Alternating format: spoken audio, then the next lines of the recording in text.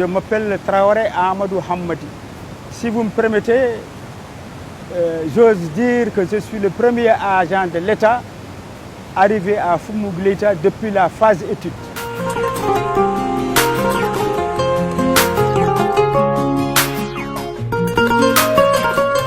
Selon les archives, je dis bien selon les archives, la première étude date de 1936.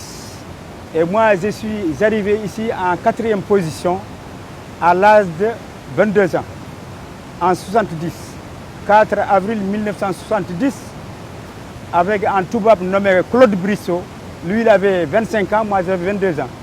Ça veut dire qu'il a 3 ans plus que moi. Et cette société s'appelait la 7 Coopération.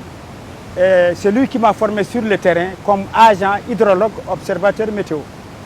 Étant donné que moi je suis ancien élève du centre de formation professionnelle Mamadou Touré à Nouadhibou.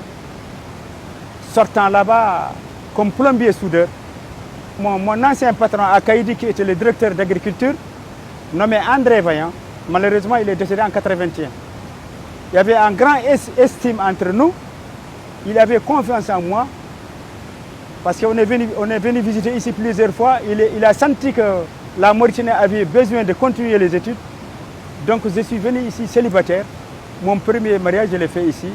Mes enfants, tous sont nés là.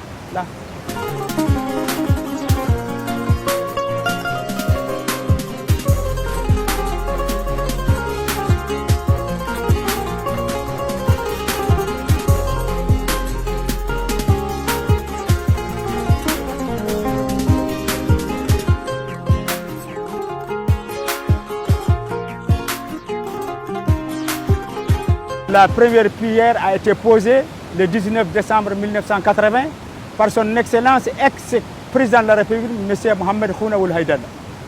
La première pierre, la jumelle est là-bas à la maison. 19 décembre 1980, à 18h05, ma montre, il a posé la première pierre. On a fait la réception ici, là.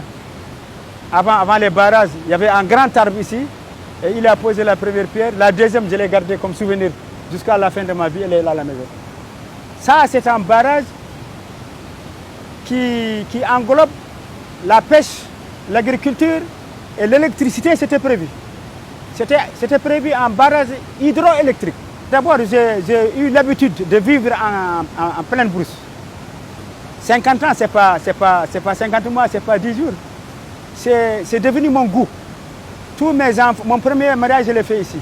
Mon deuxième mariage, je l'ai fait ici. Alhamdulillah, j'ai beaucoup d'enfants. J'ai 20 enfants. Il y a les filles qui sont mariées, les plus âgés sont mariés, et il y a d'autres qui ne sont pas encore mariés. Donc, c'est devenu mon goût. Même à Lexaïba, là où je suis né, le temps que j'ai vécu ici, je ne l'ai pas fait là-bas. Je suis venu ici à l'âge de 22 ans. Et alhamdulillah, maintenant j'ai 72 ans, 70 ans.